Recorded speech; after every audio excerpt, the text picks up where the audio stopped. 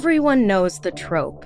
Two young lovers slip away to get it on in the woods, and the next morning their friends find their body parts strewn about. The work of a madman. The warning? Sex is dangerous, and you will be punished for it. But what if the monster was not part of a lurid horror script, but was actually real? What if it struck so quickly and violently that the lovers had no hope of escape? What if the monster was so silent and invisible that not a single clue was left behind? Welcome to Strange and Unexplained with me, Daisy Egan. I'm a product of the era of slasher films that had us all believing that sexually active camp counselors were constantly getting murdered out in the woods every summer. But don't worry, if you're a virgin, you'll most likely survive, but not without a hell of a fight and a lot of PTSD. We're all doomed, I guess, so you might as well live a little before you die.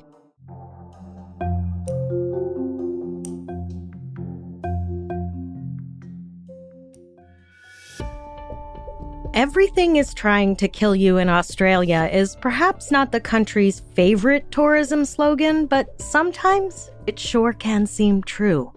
From spiders to sharks to crocodiles, snakes, kangaroos, and even python poop, not to mention pythons. The Crocodile Dundee walkabout that tourists flock to Australia for would be better termed a fucking run for your life. But that probably wouldn't bring in as many tourist dollars. Down Under's PR problems aside, today's story is about two people that the great wilds of Australia succeeded in killing. At 7:45 a.m. on January 1st, 1963, teenagers Mike McCormick and Dennis Wee were out looking for golf balls at the Chatswood Golf Course along the Lane Cove River in a suburb outside Sydney when they came across a man lying face down near the riverbank.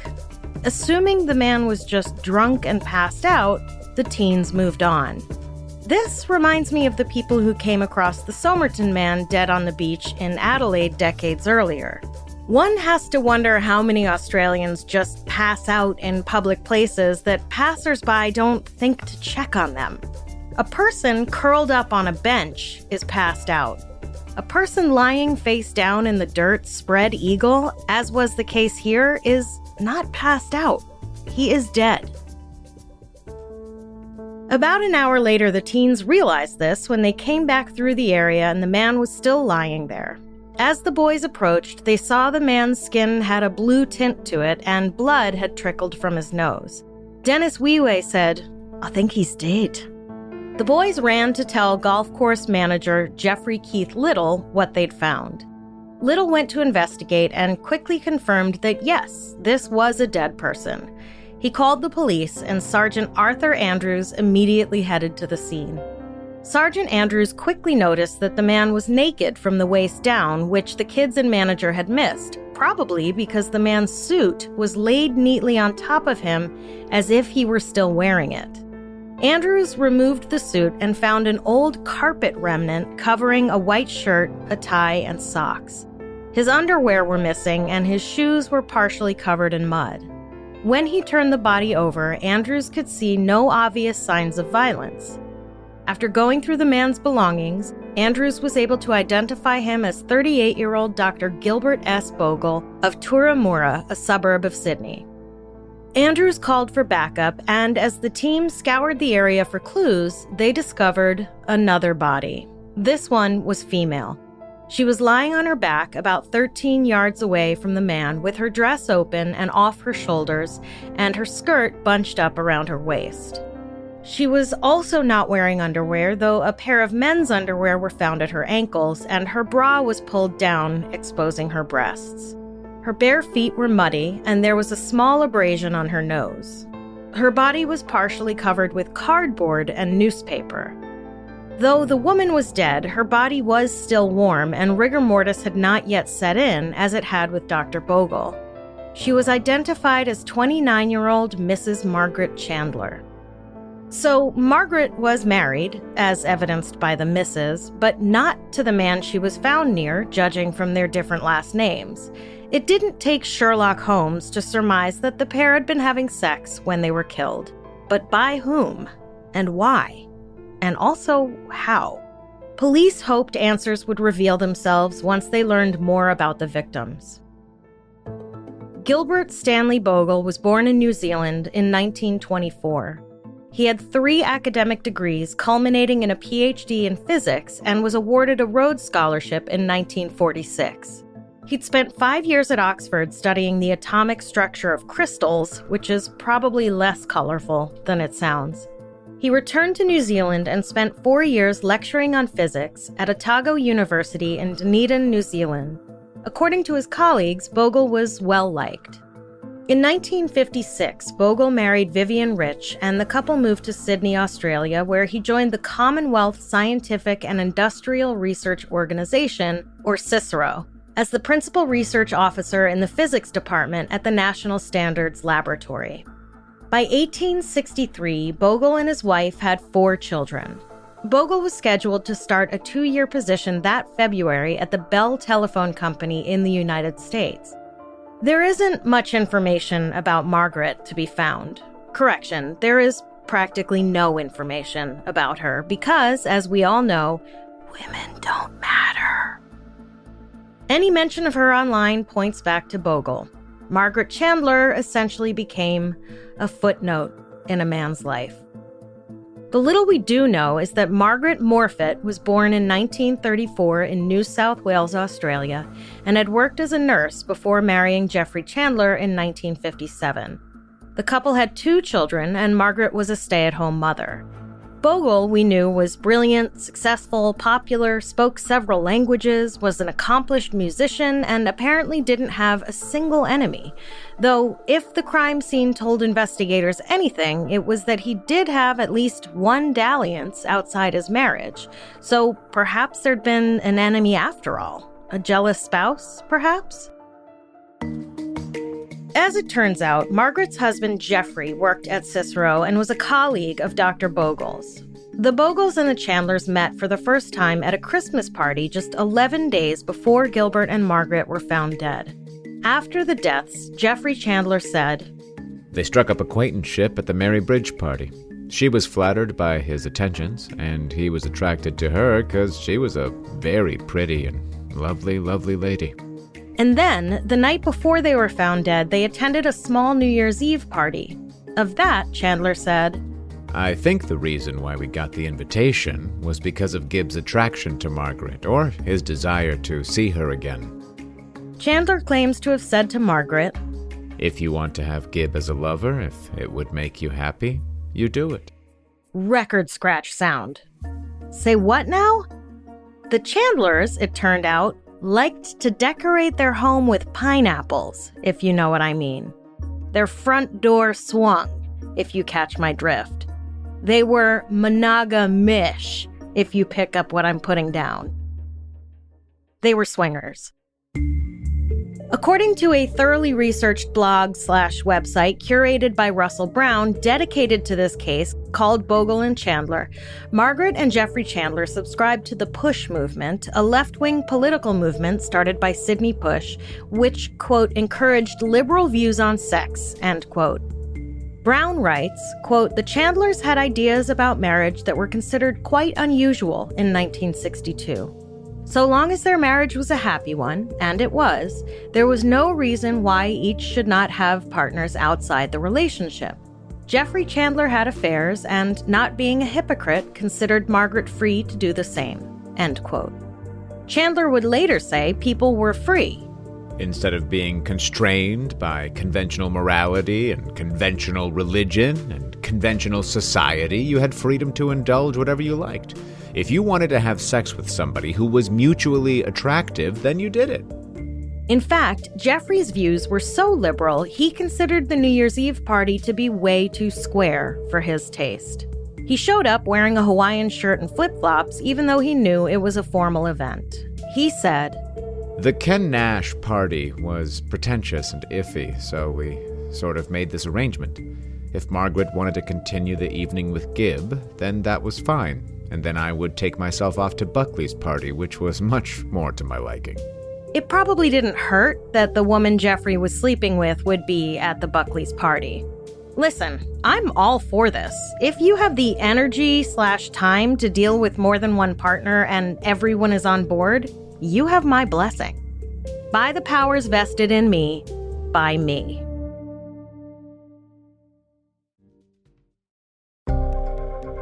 Gilbert Bogel arrived stag at the New Year's Eve party around 9 p.m. It's unclear whether Bogle and his wife were open with their marriage, but Vivian had stayed home that night with the couple's young baby.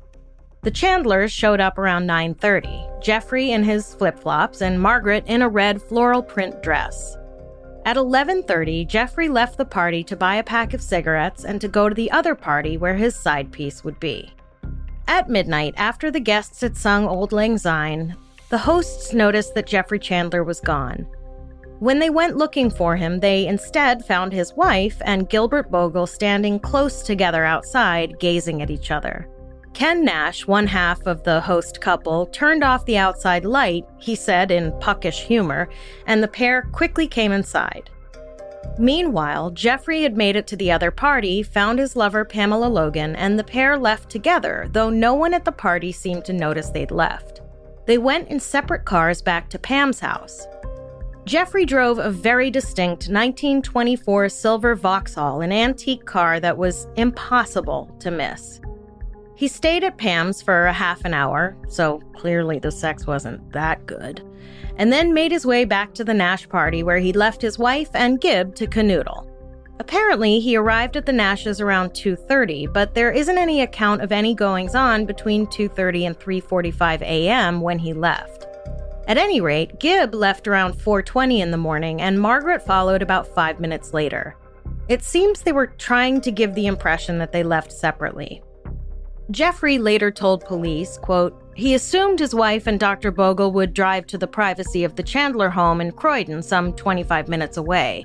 Instead, the couple drove to Lane Cove River, a journey of only 6 minutes, end quote. They really could not wait to get it on.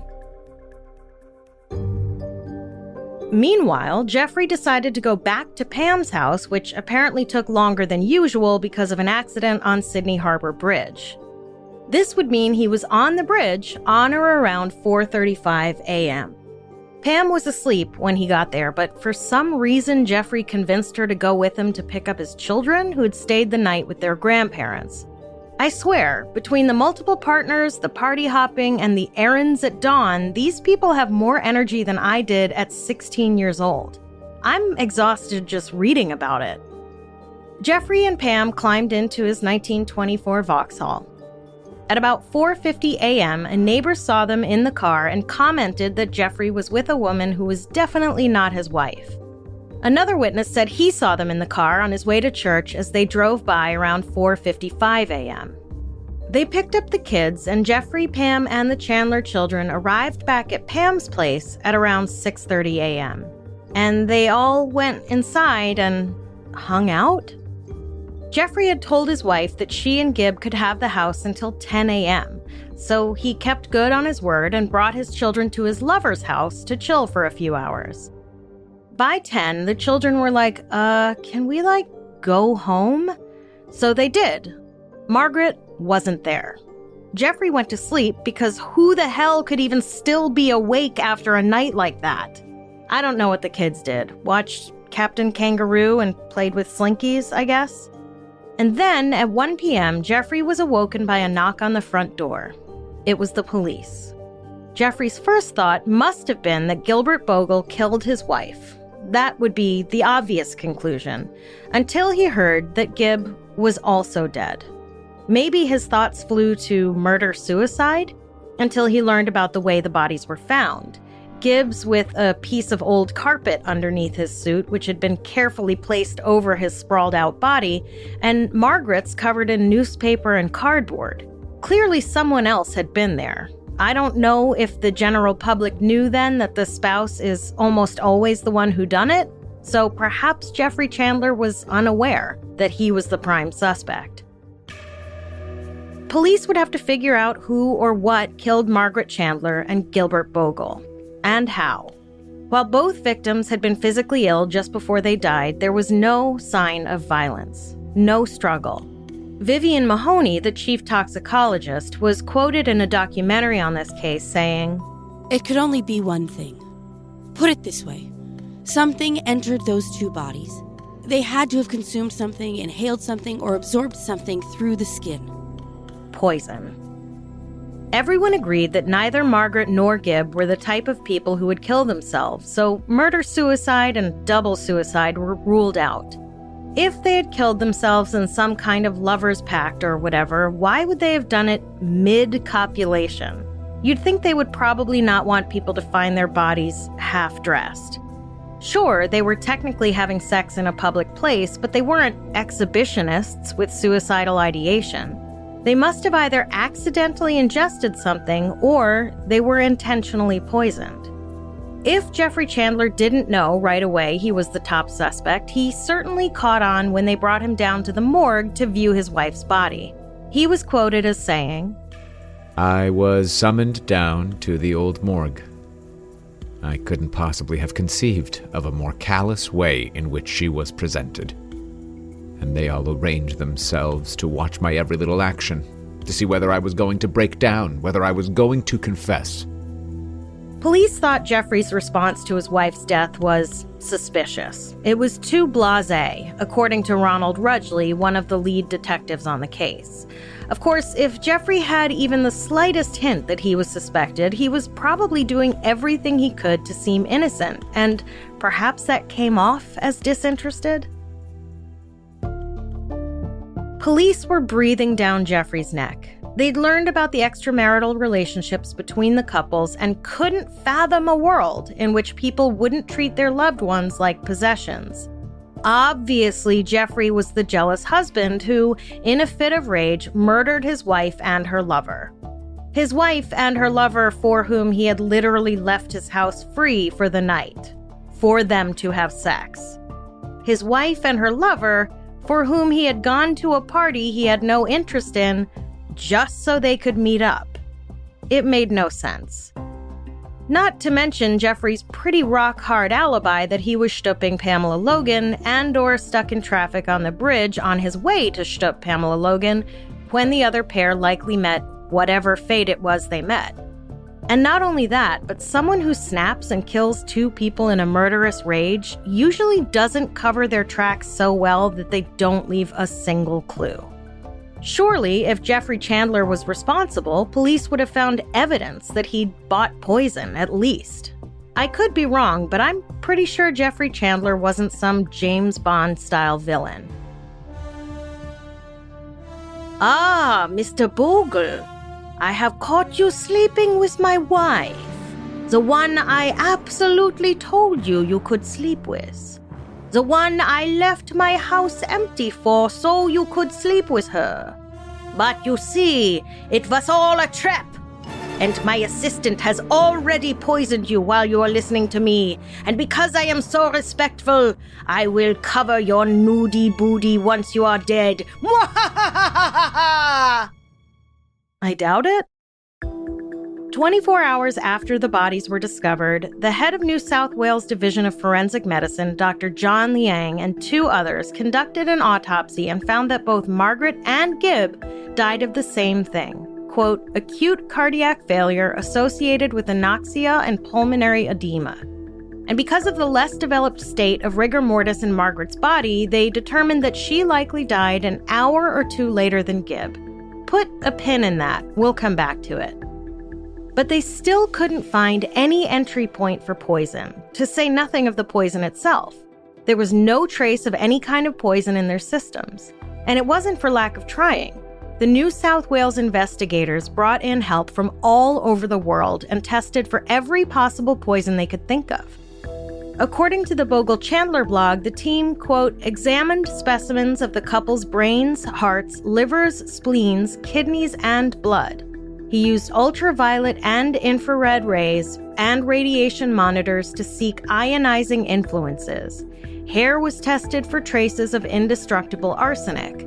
They also examined tissues for traces of strychnine, aconite, atropine, carbolic acid, and phenyl, cocaine, henbane, or mountain hemp, mercury, nicotine, opium, phosphorus, santonine, poisoned mushrooms and almonds, the venom of Queensland's conefish, and dorada seeds, the food poison of thugs of Western India." End quote. They even scoured the bottom of the river for syringes and bottles of poison and searched the area for venomous spiders, even though there was no evidence of spider bites on either victim. Also, a further examination was done to ensure their eardrums were intact, which means that something can crawl into your ear, puncture your eardrum, and then kill you. That's not what happened here. I'm just saying that the fact that they examined for it means it's possible. Listen, at this point I would say don't leave the house without being wrapped head to toe in bubble wrap. But now I'm just gonna say don't leave the house. Period.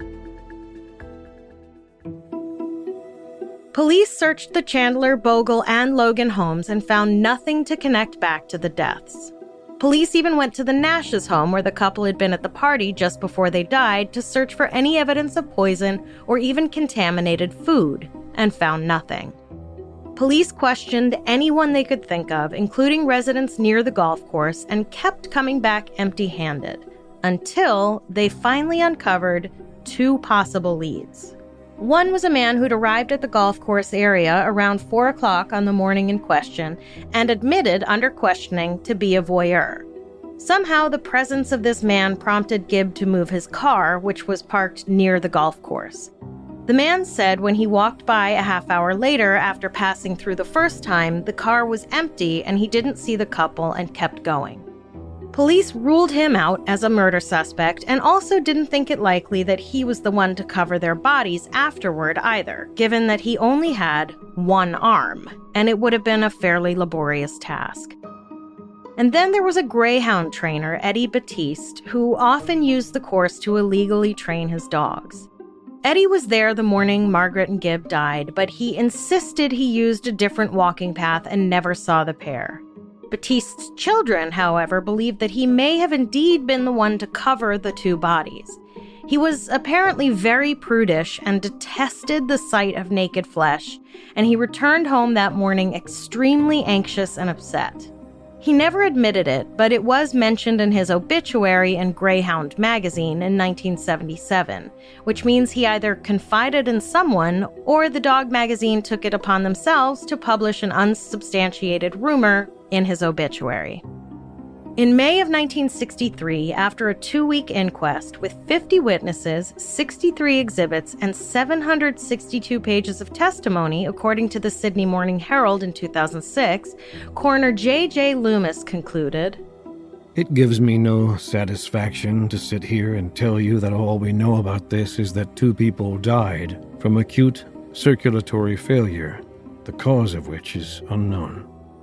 No one was charged in the deaths, and the only conclusion was that Margaret Chandler and Gilbert Bogel died of natural causes. What the causes were, however, no one could say.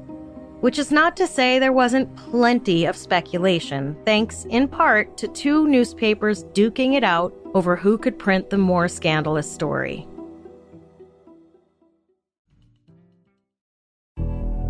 The mysterious and evidently gruesome deaths of a couple who were married but not to each other, apparently making love in the dirt in the early morning hours, gripped the deeply conservative society of Sydney. That, driven by a war between 2 local tabloids, and the coverage of the deaths was relentless. Gerald Stone of The Mirror said, "This was a sensational crime by any standard, but it happened to break at a time when Sydney was in the midst of a vicious war between 2 tabloid afternoon newspapers, The Sun and The Mirror.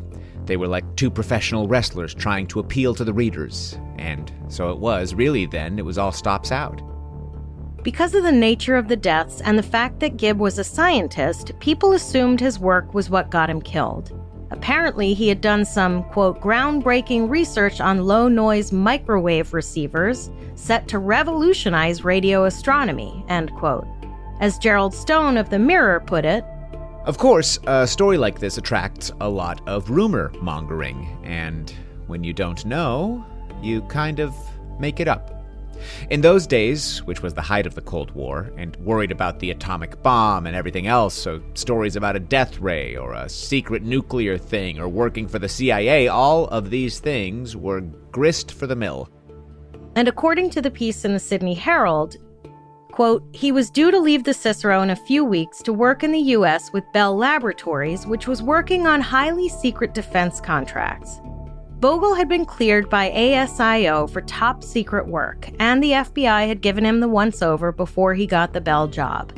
Some reports over the years suggested Bogle was bumped off by the KGB to stop his research, or that the CIA killed him as he was a double agent flogging secrets to the Soviets, end quote.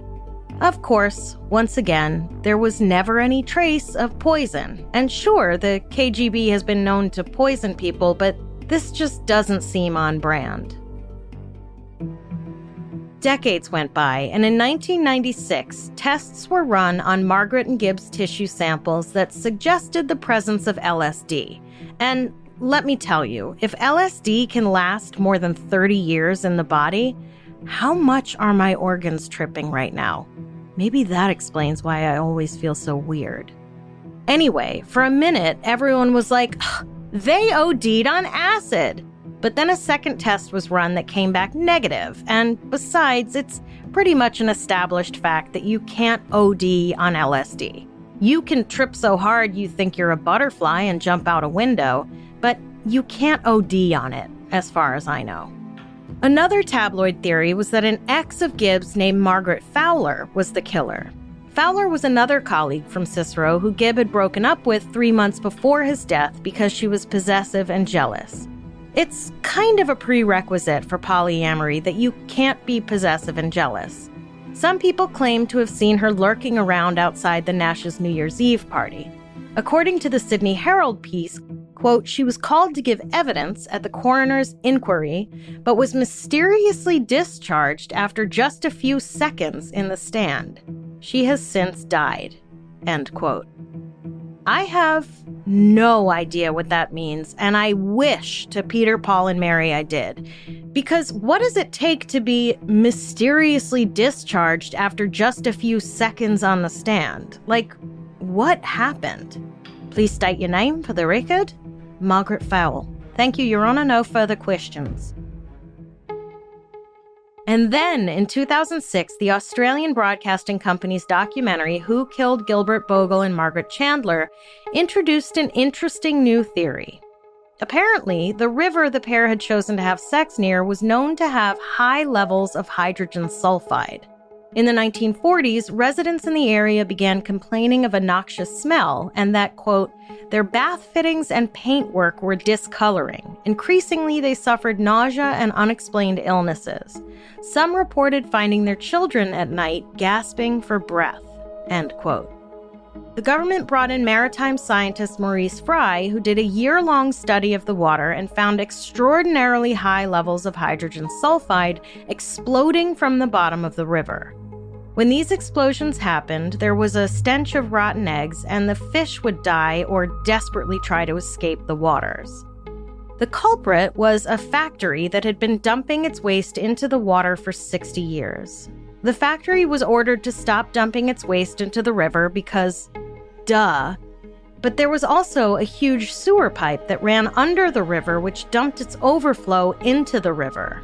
Forensic toxicologist Thomas Milby told the documentary, hydrogen sulfide gas is potentially deadly, almost as toxic as cyanide gas. Most of us can pick up the smell of hydrogen sulfide at extremely low concentrations of way less than a part per million. It isn't really toxic, it's annoying because it doesn't smell very good. But it doesn't take any serious toxicity on until it reaches about 50 to 100 parts per million.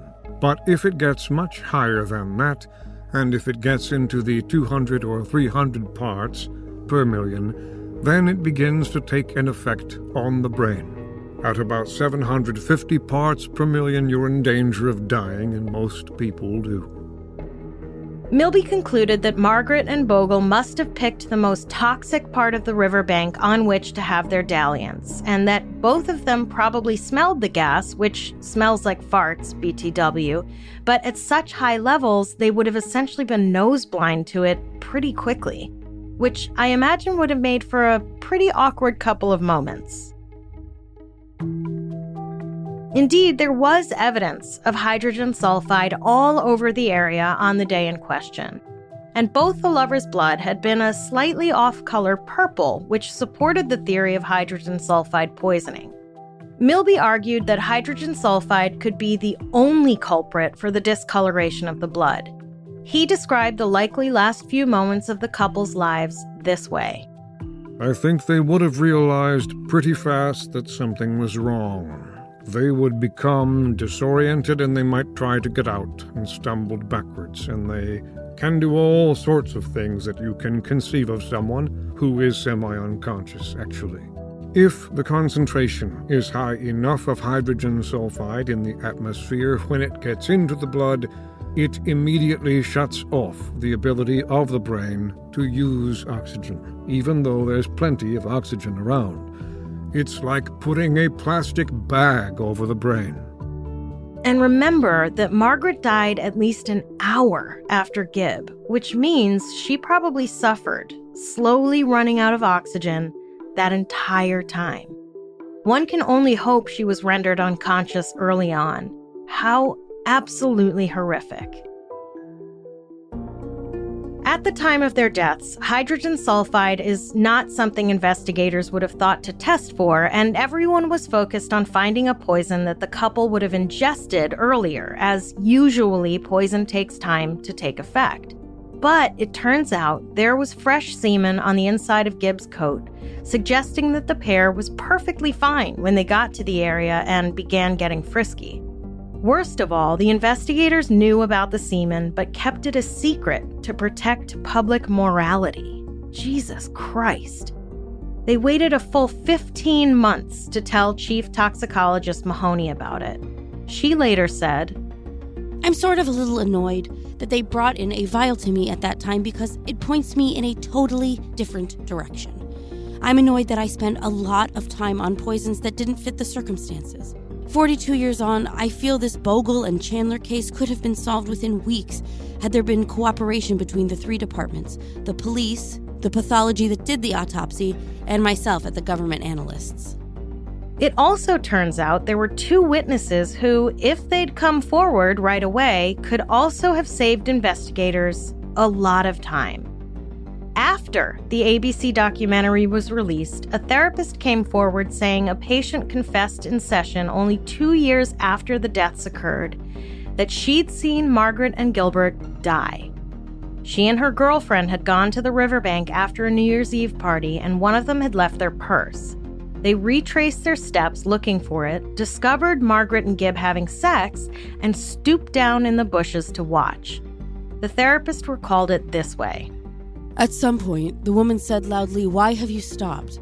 He said nothing, and she asked him to keep on going. Then suddenly the woman grabbed her throat and made a strangling noise and got up and staggered off. After a few minutes, he rolled over and moved some short distance, and my memory suggests she said he moved away from the water and up the slope. They waited a little while till there was no noise to look for the purse.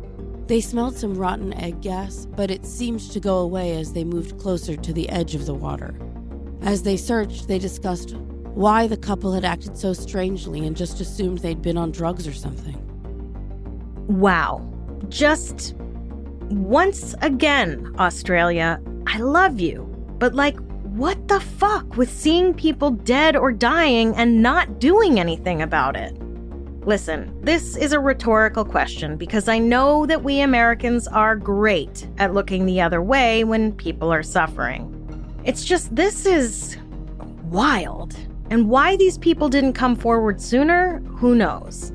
They didn't have to admit they were watching them have sex. They could have just come forward at any time and said they were looking for their purse, saw the couple, and left. There are experts who disagree with the hydrogen sulfide theory, but as far as I can tell, no one has come up with anything better. And as far as this expert is concerned, the hydrogen sulfide theory holds water. And that water is filled with toxic levels of fart-smelling gas. Which, again, just goes to prove two things. One, Australia is trying to kill you. And two, don't go outside. Have as much sex as you want. Safely, obviously, and indoors. Because it's not the sex that's going to kill you. It's the outside, stranger. It's always the outside.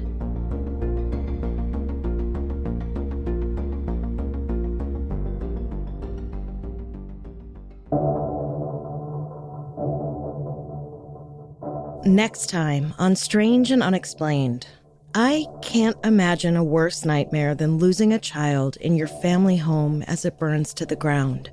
Except maybe losing 5 of your children in your family home as it burns to the ground. The missing solder children. Can't get enough Strange and Unexplained? Join us over on Patreon for 3 bonus episodes a month for just $5. Or for $7, you get 3 bonus episodes and all the regular episodes ad-free. Patreon.com/Strange and Unexplained. Strange and Unexplained is a production of the Obsessed Network. This episode was written by me, Daisy Egan, produced by Natalie Grillo and Angela Palladino, researched by Jess McKillop, edited by Eve Kerrigan, and sound engineered and mixed by Jennifer Swatek.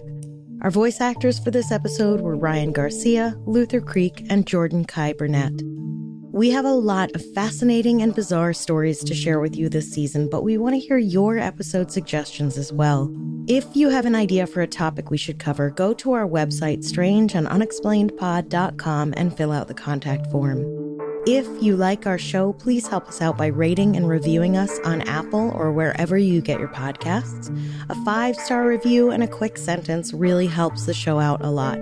If you don't like our show, you can leave a terrible review at Apple Podcasts. The name of the podcast is Flyover Conservatives.